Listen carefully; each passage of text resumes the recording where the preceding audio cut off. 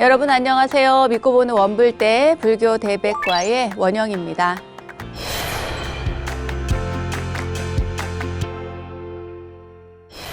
한 불자가 큰 스님을 찾아와서 이렇게 질문을 했습니다. 스님, 어떤 경우에는 참선을 하라고 하시고 또 어떤 경우에는 염불하라 하시고 어떤 경우에는 진언을 하라고 하시는데 왜 그렇게 각기 다른 수행법을 알려주시는 겁니까? 그랬더니 큰 스님께서 말씀하시죠. 세모난 그릇에 물을 부으면 세모나지만 세모난 물을 부은 것은 아니거든. 사람들의 그릇도 저마다 다르기에 여러 수행법을 제시하지만 그것들이 다른 것 같아도 근본 원리는 다 똑같은 것이니라 라고요. 이 시대에 진리의 가르침을 전하신 서암 큰 스님의 일화라고 하는데요. 물그릇의 모양에 따라서 물의 모양이 달리 보이지만 근본적인 물의 성질은 바뀌지가 않는 것이겠죠. 진리를 찾아가는 방법은 다를 수 있습니다. 그러나 그 진리는 변함이 없습니다. 수행의 방법은 다르지만 부처님의 가르침을 따르겠다는 이 서원과 정진만은 멈춤이 없어야겠다는 가르침, 우리도 깊이 새겨봐야 하지 않을까요? 참된 가르침을 찾아가는 시간 원영스님의 불교대백과에서 오늘도 빛나는 지혜를 얻어보시기 바랍니다. 자, 그럼 출발합니다. 여러분 어서 모이세요.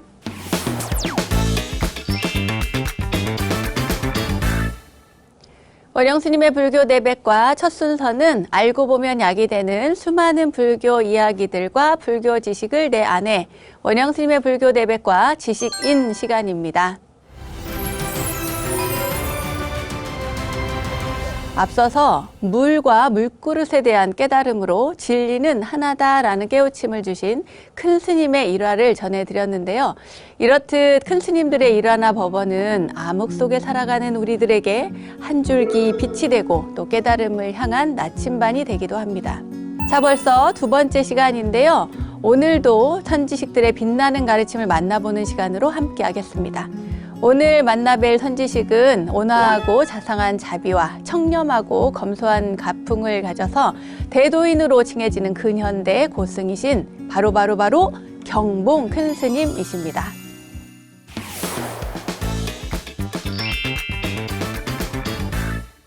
이 경봉 큰 스님께서는요, 1892년 경남 밀양에서 태어나셨어요. 7살 때부터 한학자였던 강달수 옹액에서 한학을 공부하셨고, 그러니까 사서 삼경 이런 것들을 배우셨겠죠? 15살 되던 때에 그때 모친상을 당합니다. 어머니가 돌아가셔요. 그래서 굉장히 슬퍼하다가 그 이듬해 16살 때 출가를 결심해서 저기 양산 통도사로 출가를 하십니다. 1907년 6월에 통도사에 성애 스님을 은사로 출가를 하시고 청호화상을 계사로 삼위계를 받으셨습니다. 이때 처음 받은 법명이 뭐냐면 정석입니다. 정석 스님. 그러니까 경봉이라고 하는 우리에게 익숙한 그 이름은 바로 호입니다. 호. 그러니까 경봉 정석 스님, 이렇게 여러분들이 이해하시면 되겠습니다.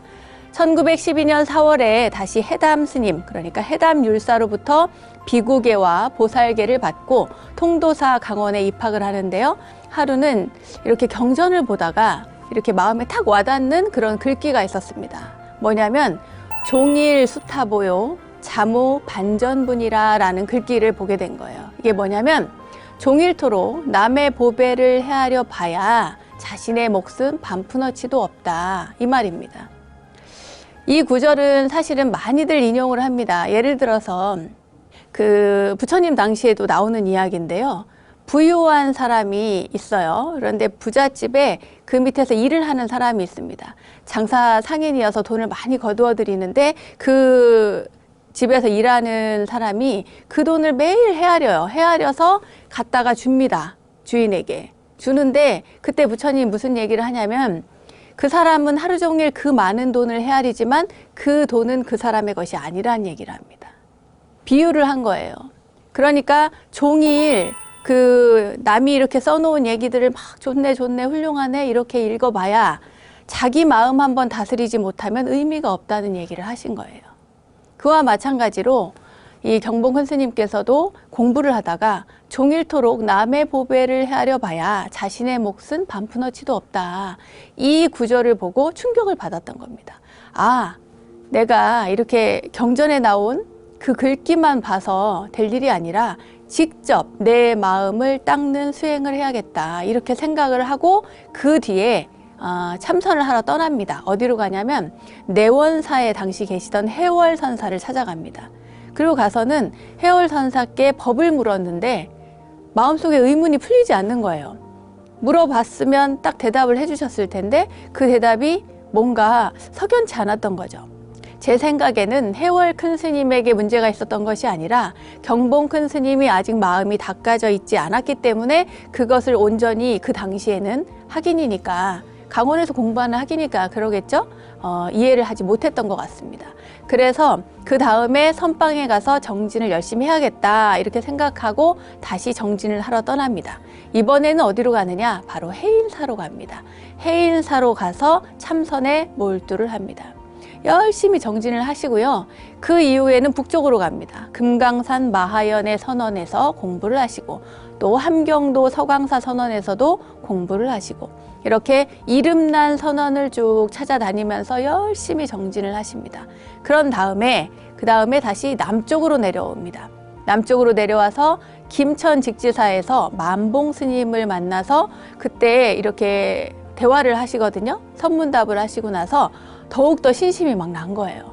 야, 내가 더 정진을 열심히 하리라. 이런 각오로 다시 통도사 극락암으로 옮겨와서 3개월 동안 장자부라를 하십니다. 장자부라가 뭔지 여러분 아시죠? 눕지 않는 거예요. 눕지 않고 오로지 앉아서 정진을 계속 하시는 겁니다. 제가 예전에 어떤 큰 스님께서 장자부라 하신다 그래가지고 그러신가 하고 이제 인사를 드리고 어느 날 그 방을 청소를 한다고 문을 열게 됐어요. 스님이 잠시 이렇게 그 포행을 산책 나가신 틈에. 그래서 거기 보살님하고 청소를 하려고 그 스님 방을 문을 열었다가 깜짝 놀랐어요. 왜냐? 잘래야 잘 수가 없습니다. 다리를 뻗을 수가 없어. 벽, 그리고 바로 돌리면 벽이에요. 청소할 거리도 없는 거죠. 그러니까 누울 수가 없는 공간을 만들어 놓고 그리고 거기에서 장자부라를 하는 겁니다. 거기에서 지치면 겨우 의지할 것이 바로 등 뒤에 있는 벽이었던 거죠. 경허 스님 할 때 그때 어떻게 하셨다고 그랬어요? 여기 턱 밑에다가 칼을 놓고 수행을 하셨다고 하잖아요. 아무튼 본인이 할 수 있는 최선의 노력을 하신 겁니다. 큰 스님들께서는. 장자부라를 경봉 큰 스님께서도 그렇게 계속 하셨다는 겁니다. 그러다가 1927년 통도사 극락암에서 그때 당시 화엄살림 법회를 하던 중이었대요. 그러니까 큰 스님께서 법주가 되시기도 하고 설주가 되시기도 하고, 그러니까 그 법문을 하시던 그런 일들을 다 포괄하는 와중에도 불철주야 정진을 하다가 드디어 어느 경지에 딱 이르르셨던 거예요. 그런데 그것을 내색하지 않으시고 계속 더 정진을 하십니다. 이후에 11월 20일 새벽에 방 안에 켜둔 촛불, 그때 당시만 해도 지금처럼 전기불이 아니잖아요. 촛불 켜놓고 정진하는데 방 안에 그 흔들리는 촛불 하나를 딱 보고 화두가 타파되었다고 합니다. 그때 큰 스님께서 오도송을 읊으셨는데요. 이런 내용입니다. 아시방호 물물도 하니 목전 직견 주인누라 가가봉착 무의혹하니 우발화 광법계륜이라 이렇게 말씀을 하셨어요. 이게 무슨 뜻이냐면 아시방호 물물도 내가 나를 온갖 것에서 찾다가 목전 직견 주인누라 눈앞에서 바로 딱 주인공을 보았네. 가가봉착 무의혹하니 하하 웃고 만나 의혹이 없어지니 우발화 광법계륜이라 우담바라 꽃 빛이 법계에 흐르네 라는 오도송을 읊으셨습니다. 뭔가 이렇게 와닿는 게 있으신가요? 잘 와닿지 않는다고 고개를 절레절레 흔드시는 분도 계시네요. 이러한 오도송을 스님께서는 읊으시고 그 다음부터는 무엇을 하시냐? 제방의 대덕 스님들과 교류하면서 선풍을 진작시키는 데 노력을 하십니다. 하남 스님, 용성 스님, 동상 스님, 효봉 스님, 그리고 전강 스님 이런 당대 대선지식들과 교류하면서 선풍을 진작시키고 교화하는 데 아주 힘쓰시고요. 특히나 후황양성에 남다른 관심을 보이셨습니다. 1935년에는 통도사의 주지로서 또 취임을 하셨어요. 이렇게 참선만 하신 분이 아니고 주지 소임도 사셨습니다.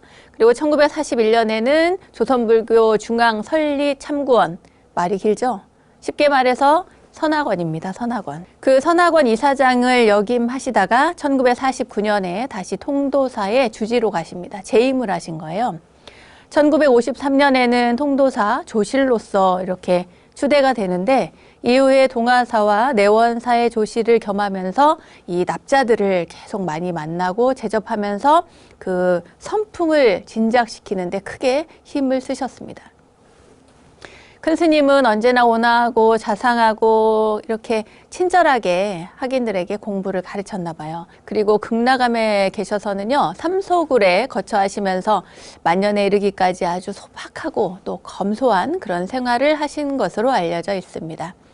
1967년에는 서울 탑골공원에 만해 한용운 스님의 만해선사 기념비를 세우셨고요. 그리고 경봉장학회를 설립해서 인재를 키우기 위해서 또 원력을 세우셨습니다. 어려서 일찍 7살 때부터 그 한학을 하셨다 했잖아요. 그래서 그런지 한시 그리고 묵필에 아주 뛰어난 조회를 가지셨습니다. 스님께서는 그러니까 선지식으로서는 보기 드물게 67년 동안 글쎄 일기를 쓰셨다지 뭐예요. 그 일기를 남기셨습니다. 일지를. 생애 마지막 일기가 몸이 불편하실 때 쓴 글입니다. 뭐냐면 몸이 불편하신데 금일 자력 대편 이렇게 쓰신 거예요. 이게 무슨 말이냐면 금일 오늘 자력 스스로의 힘이 있으니 대편 크게 편하다. 몸이 불편하시던 분이 그 글을 쓰신 거예요. 야, 내가 힘이 있으니 오늘은 모든 게 편안하구나 이렇게 쓰신 겁니다.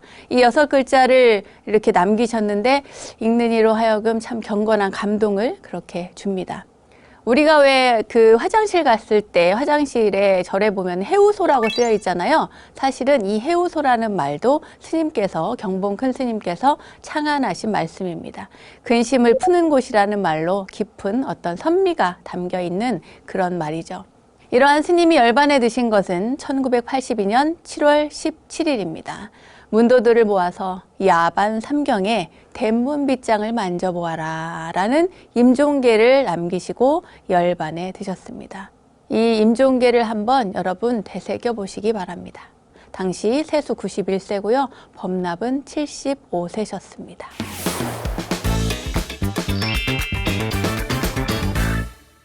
이제부터는 경봉 큰 스님의 그 법문 그리고 일화들을 이야기를 해드릴 건데요.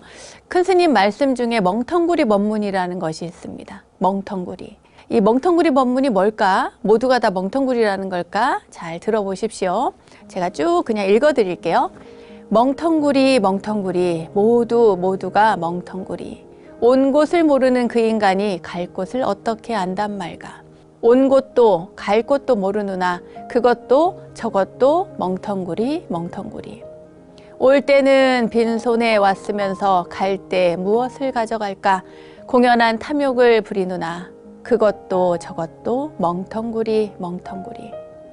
100년도 못 사는 그 인생이 1000만 죽지를 않을 것처럼 끝없는 걱정을 하는구나. 그것도 저것도 멍텅구리 멍텅구리. 세상에 학자라 하는 이들 동서의 모든 걸 안다 하네. 자기가 자기를 모르누나 그것도 저것도 멍텅구리 멍텅구리. 멍텅구리 멍텅구리 모두가 멍텅구리 멍텅구리. 진공묘욕 못 간 그 인생이 어떻게 영생을 말하는가.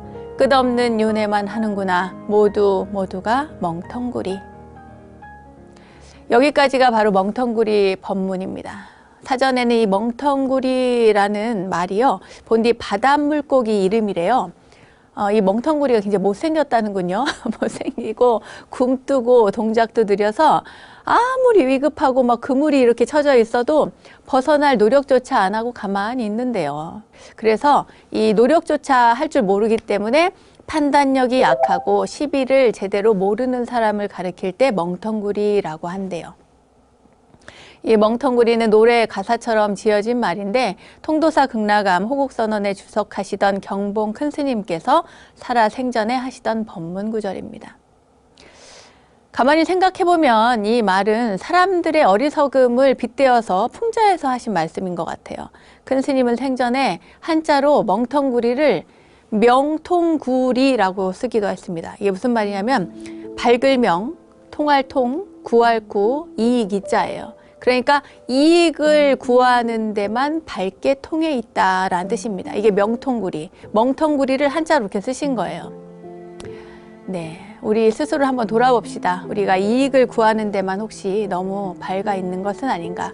이 세상 현대사회를 살아가면서 우리가 불자라고는 하지만 사실은 대부분이 다 이 명통구리가 아닌가, 그야말로 멍통구리가 아닌가, 이런 생각을 해보시고 스스로를 돌아보고 나는 이익을 구하는 데만 밝은 그런 사람이 아니라 내 마음을 구하는 데도 밝은 그런 사람이 되었으면 좋겠습니다. 옛날이나 지금이나 귀에 쏙쏙 들어오는 알기 쉬운 법문을 하기는 참 쉽지가 않습니다. 제 입장에서 볼 때도 이렇게 법문을 전달을 잘 해야지라고 마음은 있는데 가끔은 또 실수하기도 하고요. 잘못된 지식을 전달하기도 하고 또 발음이 또 나빠지기도 하고 그렇습니다. 그래도 최선을 다해서 우리 시청자 여러분들이 불편함이 없도록 이제 하려고 애는 쓰고 있습니다. 아무튼 이렇게 정말 알기 쉽게 설법을 해주시는 스님을 만나기가 쉽지는 않습니다. 그런데 통도사 극락암의 경봉 큰 스님이 펼쳐주시는 설법은 진짜 귀에 쏙쏙 들어오는 알기 쉬운 명설법이셨고요. 또 큰 스님이 쓰신 글 또한 누가 보아도 단박에 이해할 수 있는 명문이었습니다. 예를 들어서 이런 법문이 있어요. 안이비설신의 육군에 대한 법문인데 사실 그렇게 안이비설신의 법문 이러면 굉장히 어렵게 느껴지잖아요. 그런데 큰 스님께서는 이렇게 말씀하십니다. 이 안이비설신이가 다 도둑이야. 눈, 귀, 코, 혀, 몸, 뜻 이것을 6 도둑이라 한다. 눈은 온갖 것을 다 보려고 해. 보기만 하는 것이 아니라 또 그냥 좋은 것도 나쁜 것도 보면 되는데 좋은 것을 보면 자기 물건으로 자기 것으로 만들려고 하는 욕심이 생기니까 바로 이 눈이 눈 도둑놈이라 한다. 맞는 말인 것 같죠, 여러분? 귀도 마찬가지라는 거예요. 귀로는 사람 소리, 물소리, 바람 소리 온갖 소리를 다 들으려고 한다. 코는 온갖 좋은 향기를 다 맡으려고 한다. 혀로는 온갖 맛있는 걸 다 맛보려고 한다. 몸은 또 어때요? 몸 도둑놈은 좋은 촉감, 좋은 옷 이런 걸 다 입고 가지려고 한다. 뜻도둑, 생각으로 한 것은 온갖 것을 다 시비 분별한다 이거예요. 그래서 다 도둑이라고 한다는 겁니다. 굉장히 명쾌하게 설명하시는 것 같아서 저도 여러분들께 이렇게 말씀드리면서 역시 큰 스님이시네 이런 생각이 들었습니다. 예전에 어떤 부인이 옷에 욕심이 되게 많았대요. 그래서 어디 외출할 때는 희한하게도 그 좋은 옷들을 욕심이 많으니까 이제 옷장에 옷이 많을 거 아니에요. 그런데 그 좋은 옷들을 안 입고 아주 허름한 옷, 낡은 옷, 더러운 옷을 입고 그리고 외출을 했대요. 옷장 안에는 좋은 옷을 쫙 걸어놓고 쌓아놓고요. 그 죽은 뒤에 이 보살님이 돌아가신 뒤에 옷장을 열어보니까 옷뿐만 아니고 버선, 그 옛날에 그 양말, 버선 이런 것들도 신지 않은 것들이 잔뜩 쌓여 있었다는군요. 살아있을 적에는 떨어진 옷, 해진 옷, 떨어진 양말, 버선 이런 것만 신고 아껴두었던 것을 죽은 뒤에는 누가 그것을 다 입었는지 알 수 없다. 참 어리석은 것은 인간의 탐욕이야. 이것들을 모두 도둑이라 하지만 그런데 또 잘 교화시키면 부처가 된다. 이렇게 큰 스님께서 말씀을 하셨습니다. 여러분 어떻습니까? 욕심을 부리는 사람이 물론 이제 가지고 소유하고 그것을 자기 것으로 만들어서 잘 활용을 하면 그나마 나은데 욕심만 부리고 쌓아놓고 또 더 챙기려고 하고 자기는 또 이제 그걸 아끼느라 허름한 것 그런 것들 챙겨 입죠. 이게 허름한 걸 입는다고 해서 검소한 건 아니에요. 그렇죠? 안에다가 잔뜩 쌓아놓고 겉으로만 허름해 보이는 거니까. 이럴 때 우리 그런 얘기 하죠. 아끼다가 뭐 된다. 그런 얘기 하잖아요. 죄송합니다. 다음 이야기로 넘어갈게요. 어느 날 통도사 극락암에 찾아온 신도가요, 큰 스님께 이렇게 여쭈었습니다. 우리 같은 중생들은 그놈의 돈 때문에 울고 웃고 한평생을 돈의 노예가 되어 살고 있는데 말씀입니다. 스님께서는 이 돈을 어떻게 보고 계십니까? 이렇게 물었대요. 그러니까 큰 스님께서 돈을 어떻게 보느냐? 나는 돈을 관세음보살로도 보고 마구니로도 보고 그렇지. 이렇게 말씀을 하신 거예요. 그러니까 이제 오신 분이 거사님이 돈이 관세음보살님도 되고 마구니도 된다고요? 이렇게 또 물었어요. 그러니까 큰 스님이 그래, 병든 사람에게 약을 사 먹이면 그 돈은 관세음보살님이고 굶고 있는 사람에게 양식을 사다 먹이면 그런 돈은 바로 관세음보살인기라. 그리고 호화 방탕 하는데 돈을 펑펑 쓰고 도박, 노름하는데 펑펑 쓰고 그 돈을 차지하려고 속이고 때리고 죽이고 하니 그런 돈은 마구니가 되는 게야. 그러니까 그 거사님이 그제서야 예, 그래서 관세음보살님도 되고 마구니도 된다. 그런 말씀이시네요. 이렇게 얘기를 한 거예요. 그러니까 큰 선생님께서 한마디로 해서 돈을 잘 쓰면 관세음보살이요, 돈을 잘 못 쓰면 마구니인 게야. 이렇게 말씀을 하셨대요. 이 경봉 큰 스님께서 옛날 어느 선비가 지었다는 돈 타령을 그리고 나서 신도들에게 들려주셨다고 합니다. 여러분 돈 타령이라는 거 아세요? 아시는 분들도 있을 건데, 자, 들려드릴게요. 돈이란 무엇이던고 천하를 주행해도 어디든 환영이네. 나라와 집을 일으키는데 그 힘이 막중하고 갔다간 돌아오고 왔다가도 또 나가며 산 것을 죽이고 죽은 것도 살리네. 구차히 구하려면 장사 힘으로도 안 되고 잘만 쓰면 논무지랭이도 명사가 되네.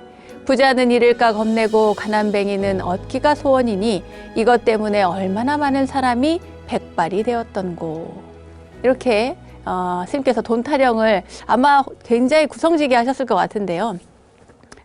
저는 여기까지가 한계입니다. 아무튼 이 돈 타령을 듣고 그 사람들이 아이고 스님 참말로 그렇네요, 그럴듯하네요, 이렇게 이야기를 했대요. 그래서 큰 스님이 그러니까 너희들은 돈을 항상 부처님으로 알고 좋은 일에 잘 쓰고 살아야 하는 기라. 내 말 알겠지? 이렇게 말씀을 하셨대요.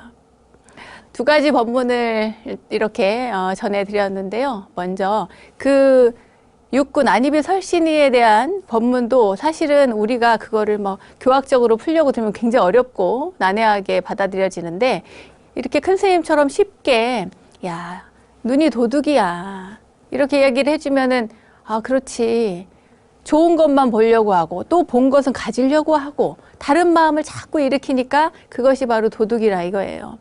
이런 식으로 이야기를 하셨는데 참 쉽기도 쉽고 우리가 일상에서 적용하는데도 어려움이 없을 것 같습니다. 그러니까 우리가 너무 이 몸이 원하는 것에 속으면 안 돼요. 해달라는 대로 다 해주면 안 됩니다. 그리고 돈도 마찬가지죠. 돈은 돈 타령에도 나옵니다. 돈을 계속 쫓으면 더 멀리 도망갑니다. 돈을 가지려고 애를 쓰면 돈은 항상 도망가요. 어떻게 해야 돼요? 돈이 생기면 적은 돈도 잘 쓰면, 관세음보살님처럼 잘 쓰면 그러면 그것이 복이 되어서 다시 들어옵니다. 그리고 잘못 쓰면 뭐라고 하셨어요? 마군이라고 말씀을 하셨죠. 돈을 허투루 쓰는 경우도 있어요. 사치야에서 쓰는 경우도 있고, 또 잘못된 생활 방식으로 도박을 한다거나 게임을 한다거나 이런 것으로 계속 쓰게 되면 그러면 그 돈은 마구니가 된다는 겁니다. 자, 여러분들 한 달에 수입이 얼마가 되었든지 간에 그 돈의 일부분은 반드시 관세음보살님처럼 관세음보살님으로 그렇게 꼭 쓰시기 바라겠습니다. 다음 일화 전해드릴게요. 우리 큰 스님께서요, 경봉 큰 스님께서 사실은 굉장한 구두쇠였다고 하네요. 좋게 말해서 검소하셨고 구두쇠란 표현이 좀 죄송합니다만 그 정도로 많이 아끼셨다고 하네요. 심지어 공양간에 두고 서야 할 그런 고춧가루, 깨소금, 참기름 이런 것도 극락암 공양간에서는 당시에는 구경할 수가 없었대요. 고춧가루 통, 깨소금 통은 말할 것도 없고 참기름 병까지 조실 스님이 당신방 벽장에 넣어두고 그날 필요할 때만 잠시 꺼내주고 관리를 하셨다는군요. 어느 날 통도사에 다른 산내 암자에 살던 비구니 스님들이 극락암에 큰 스님을 찾아 뵈었다가 마침 점심 공양 때가 되어서 공양 준비를 하게 되었는데 아무리 찾아봐도 공양간에 고춧가루도 없어, 깨소금통도 없어, 참기름병도 없어, 아무것도 없는 거예요. 그래서 한 비구니 스님이 조실 스님께 가서 여쭈었죠. 스님요, 고춧가루 다 어디 있습니까? 이렇게 물으니까 큰 스님께서 갑자기 고춧가루에 있다. 너무 많이 치지 마라 이러면서 꺼내주셨다는 거예요. 그러고 나서 보니까 또 깨소금통도 없어요. 스님요, 깨소금통도 안 보이는데요. 이렇게 물으니까 그래, 깨소금도 얘 있다. 좀만 쳐라. 이렇게 주셨다는 거예요. 그리고 참기름도 주고 참기름도 여기 있다. 한 방울만 넣어라. 이렇게 하고 주셨다는 거예요. 그래서 그 비구니 스님이 아이고 스님요, 왜 이런 양념까지 조실 스님이 방 안에 다 놓고 쓰십니까? 공양간에 내놓고 쓰게 하셔야죠. 이렇게 하니까 큰 스님이 모르는 소리 하지 마라. 이 귀한 양념들을 저놈들한테 맡겨놨다가 큰일 난다. 일주일 동안 이 참기름병을 써라 이렇게 맡겨놨더니 글쎄 이틀 만에 다 먹어버렸다. 그래가지고 절 살림이 어찌 되겠노? 이제 이렇게 야단을 치셨대요. 그러시면서 경봉 큰 스님은 법상에 올라가서 어느 날 다음과 같은 이야기를 해주셨습니다. 예전에 일본에 조동종 사찰이 있는데 일본에 여러 이제 종파들이 있을 거 아니에요? 그 종파 중에 하나입니다. 조동종. 그 조동종 사찰에서 실제 있었던 일을 스님께서 이야기를 해주셨어요. 한 수자가 이렇게 보니까 살림을 보고 있는 원주 스님이 매일 밤에 몰래 나가서 아무도 모르게 뭔가를 혼자서 끓여 먹는 거예요. 그래가지고 수자가 이 사실을 이상하다 싶어서 그 조실 스님께 가서 일러봐셨대요. 그러니까 조동종 사찰의 조실 스님이겠죠? 그러니까 그 얘기를 들은 그 사찰의 조실 스님이, 일본 스님이 몰래 밤에 이렇게 지켜보고 있으니까 과연 그 원주 스님이 한밤중에 몰래 일어나서 남몰래 뭔가를 끓여가지고 혼자 먹는 거예요. 그때 조실 스님이 딱 나타나서 너 혼자만 먹지 말고 나도 좀 먹어보자 이렇게 이야기를 했다는 거예요. 그랬더니 원주 스님이 하는 수 없이 자기가 이제 먹던 거를 큰 스님께 조금 이렇게 드렸대요. 그래서 큰 스님이 그걸 먹으려고 이렇게 가까이 되니까 냄새가 너무 고약해서 먹을 수가 없었답니다. 아니 이게 도대체 뭐냐고, 어떤 음식이냐고 원주한테 물었더니 그제서야 원주 스님이 하시는 말씀이 공양주들이 누룽지랑 밥풀을 아까운 줄 모르고 그냥 하수구에 흘려버려서 그걸 주워다가 제가 다시 끓여 먹는 겁니다. 이렇게 대답을 했다는 거예요. 이 밥풀 하나라도 귀하고 소중하고 무섭게 여겨서 그 원조 스님 그렇게 한 건데 이 얘기를 이 큰 스님께서, 경봉 큰 스님께서 법문을 하시면서 이야기를 합니다. 그리고는 이 말씀을 하셔요. 옛날 선문의 규범 이야기를 하시면서 한나채 쌀이 땅에 떨어져 있으면 나의 살점이 떨어진 것과 같이 여기고 한 방울의 간장이 땅에 떨어지면 나의 핏방울이 떨어진 듯 생각하라. 이렇게 이른 것이야. 이렇게 말씀을 하셨다는 거예요. 이 가르침은 글쎄요, 별로 첨언할 건 없는데 여러분들보다도 저에게 이 말씀을 전해드리는 저나 이렇게 출가한 스님들이 또는 공양간에서 일하시는 분들이 더 깊이 마음에 새겨야 될 것이 아닌가 그런 생각이 듭니다. 경봉 스님 일화 조금 더 소개를 해드리겠습니다. 부부에게 깨달음을 주신 그런 일화가 있는데요. 법문을 해달라고 하니까 큰 스님께서 법문은 무슨 아이는 몇인고? 이렇게 물었어요. 그러니까 그 거사가 얘 아들 하나 딸 하나 두었지요. 그러니까 큰 스님이 그래 그럼 자네는 부인을 몇 번이나 업어주었는가? 하니까 거사님이 네? 아니 뭐 한 번도 업어준 기억은 없는데요. 이렇게 하니까 큰 스님이 아이를 낳은 일은 지옥과 천당을 왔다 갔다 하는 일이거늘 부인이 아이를 셋이나 낳아주었는데 한 번도 업어주지 않았다니 몹쓸 사람이구먼 이렇게 이야기를 하셨대요. 그가 부인이 깔깔거리면서 혼자 웃었던 거 아니겠어요? 그러니까 큰 스님이 다시 부인에게 묻죠. 보살님에게. 그래, 그러면은 우리 보살은 몇 번이나 남편을 업어주었는가? 그렇게 물은 거예요. 그러니까 보살님이 저요? 저야 한 번도 업어주지 않았는데요? 그러니까 큰 스님이 에이고, 아니, 아이 셋을 다 먹여 살린다고 남편이 얼마나 고생을 했는데 몹쓸 사람이구먼. 이렇게 말씀을 하셨대요. 저는 이 이야기가 굉장히 재밌었습니다. 이제 업어주고 안 업어주고를 떠나서 재미도 있고 또 생각해 보면은 가르침이 굉장히 커요. 우리가 살다 보면 주변에 고마운 사람이 참 많습니다. 그런데 가까운 사람이 더 고맙거든요. 그런데 잘 느끼지 못하고 설령 느꼈다 해도 그것을 표현을 잘 못합니다. 그냥 당연한 듯이 살고 그래요. 부부 사이도 마찬가지고 부모 자식 사이도 마찬가지고 그렇습니다. 뭐 업어주는 건 뭐 됐고요. 그냥 고마운 마음이라도 우리가 가끔씩 표현하면서 살면 참 좋을 것 같습니다. 그냥 이렇게 고마워 어느 날 문득 굉장히 생뚱맞죠? 그래도 한번 해보십시오. 기분이 좋아집니다. 저희 원불대 제작진을 대표해서 저도 여러분께 감사의 마음을 전하고 싶습니다. 여러분 늘 시청해 주시고 응원해 주셔서 감사드리고요. 그리고 저희 BBS 불교방송 다시 보기도 있고 또 동영상 채널 유튜브도 있잖아요. 뭐 여기저기 많습니다. 아무튼 여러분 뭐 다 찾아서 일일이 보진 않으셔도 일일이 봐주시면 더 감사하고 부끄러워라. 감사합니다. 마지막으로 한 가지 일화만 더 말씀드리겠습니다. 큰 스님께서 67년간 기록한 삼소굴 일지라는 게 있다고 제가 앞서서 말씀드렸죠. 사실 저도 글을 오랫동안 써왔고 지금도 쓰고 있는 사람이라서 그런지 이게 얼마나 힘든 일인가 또 얼마나 꾸준한 일인가를 생각해 보면 굉장히 놀랍습니다.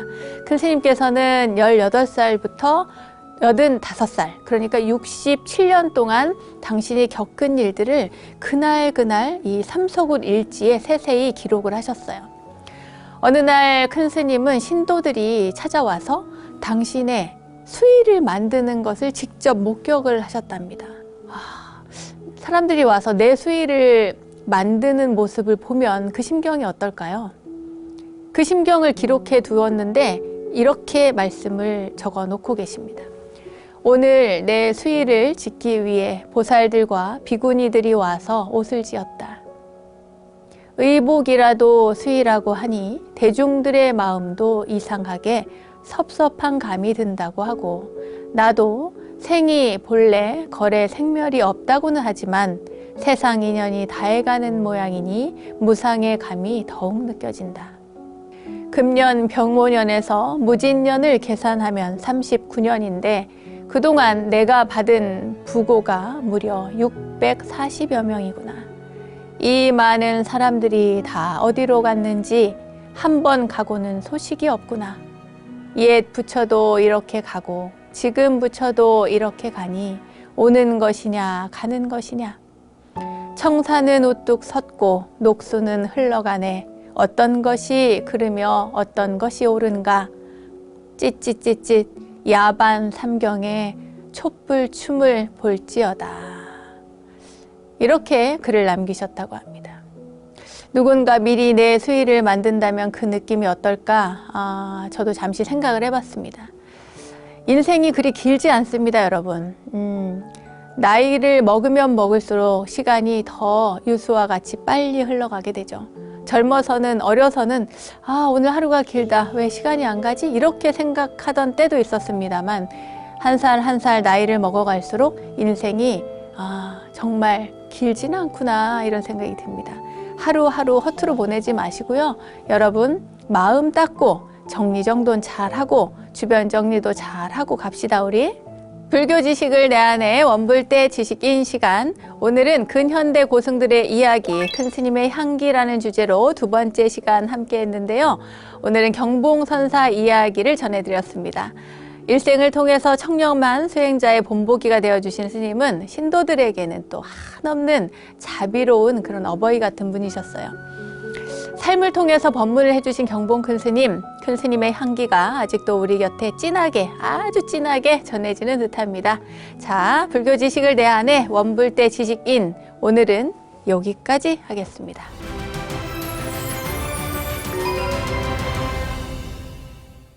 저절로 알게 되는 사찰 이야기, 오늘은 이절로 아니 저절로 시간입니다. 오늘은 서울 중랑구 봉화산에 자리한 대한불교조계종 대각회 성덕사로 떠나봅니다. 성덕사는 1957년 근래에 창건한 사찰이라고 하는데요. 이 대각회는 석가모니 부처님의 대각 불교 사상을 선포해서 민족 번영의 원리로 발전시킨 백용성 스님, 알고 계시죠? 용성 큰 스님의 대각 사상을 선양하기 위해서 설립한 포교단체입니다. 대각회 소속 사찰인 성덕사가 자리한 지금의 터는 옛부터 이 터가요 엄청 셌대요. 그래서 너무 세서 사람은 보통 민간인은 살 수 없는 그런 곳이라고 전해졌습니다. 하지만 지금은 성덕사가 자리해서 지역 주민들의 신행과 봉사 활동을 이끌고 있다고 하는데요. 자, 과연 어떤 전설이 전해지는지 지금부터 함께 하시죠. 9월 말에 봉화산 자락에 한 노부부가 살고 있었습니다. 그래서 겨울이 되니까 땔감을 하러 이 노인이, 할아버지가 산에 가게 됐어요. 그래가지고 산 중턱에 가니까 아이 키만한 그런 나무들이 빽빽하게 모여 있는 거예요. 그래서 이제 이 어르신이 부지런히 도끼질을 했죠. 이제 좀 작으니까 이제 손쉽게 도끼질을 해가지고 나무를 착착착착 이렇게 베서 나갔습니다. 그래가지고 한참을 베어 나갔는데 이제 저녁 때가 돼서 이제 그만해야지, 이 나무가 마지막으로 이 나무를 이제 베야 되겠다 하고 빨리 끝내야지 하고 딱 도끼질을 했어요. 그러고 나서 이제 이 나무가 딱 넘어지는 걸 보고, 그러고 나서 이제 그동안 얼마나 했나 하고 뒤를 딱 봤는데 하루 종일 했는데 나무가 어떻게 됐어요? 전부 다 빽빽하게 그대로 서 있는 거예요. 얼마나 놀라겠어요. 저 끝에부터 아침 일찍부터 시작해가지고 나무를 했는데 그 자기가 하루 종일 벤 나무가 하나도 없이 전부 다 그대로 다시 발딱발딱 서 있으니까 얼마나 놀랬겠어요. 이건 귀신 붙은 자리구나 싶어가지고 걸음 하나 살려라 하고 한 걸음에 산을 내려왔어요. 산에서 내려와서 이 할아버지가 동네 사람들한테 다 얘기를 하죠.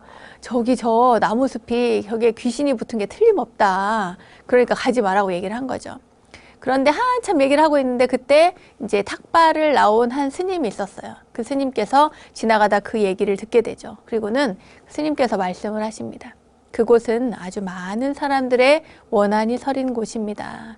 열병이 돌 때 채 죽지 않은 아이들까지도 한꺼번에 거기다가 내다 버려서 묻어버려가지고 공동묘지가 된 곳이니까 그 사람들, 그 아이들의 원한을 풀어주기 위해서는 정성껏 치성을 드려야 됩니다. 만약에 그렇게 하지 않으면 매년 그만한 숫자의 아이들이 죽어나갈 겁니다. 이렇게 이야기를 하는 거예요.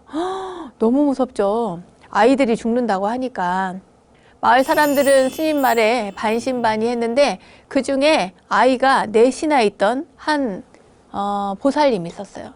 그러니까 이제 남편을 얻고 이제 아이들만 넷을 키우던 그야말로 과부라고 하죠. 옛날에는 이제 그런 보살님이 한 명 있었는데 이제 자기 아이들이 많으니까 스님께 묻습니다. 스님 어떻게 하면 될까요? 어떻게 치성을 드리면 될까요? 하니까 스님이 매년 정월 보름에 지프로 아이 인형을 만들어서 옷을 입히고 그 등 뒤에다가 이름을 쓰래요. 누구, 나이, 남녀 구별 이렇게 해서 신체 특징까지 써가지고 그 나무에다가 딱 걸어놓고 애동지가 들었을 때는 절대 팥죽을 쏘아서 먹지 마십시오. 이렇게 얘기를 해줘요.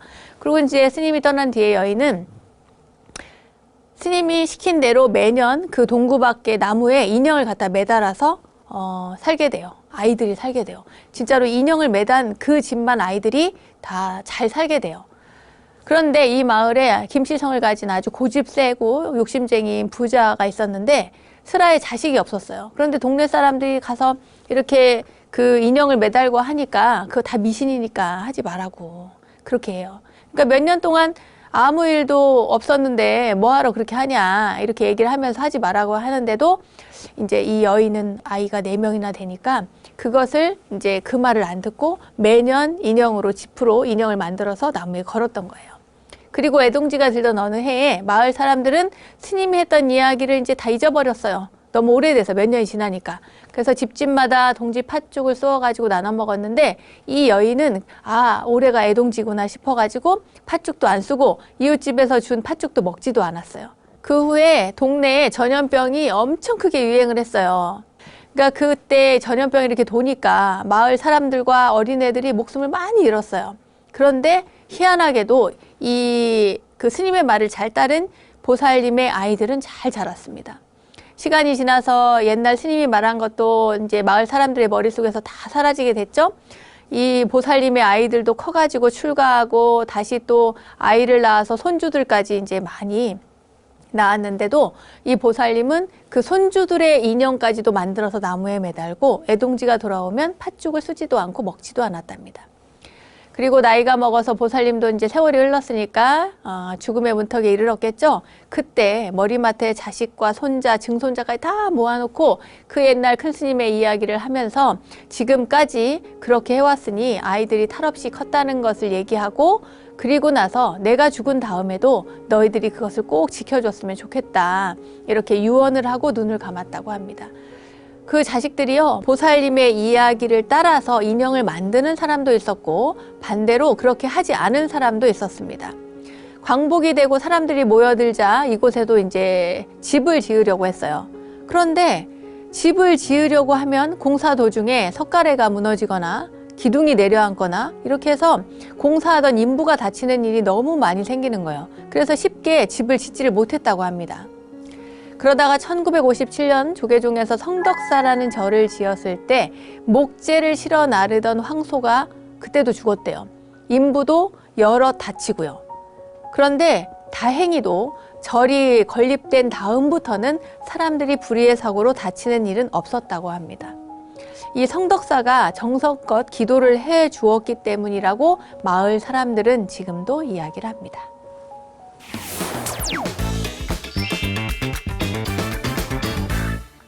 원영스님의 불교 대백과 오늘도 즐거운 시간 되셨나요?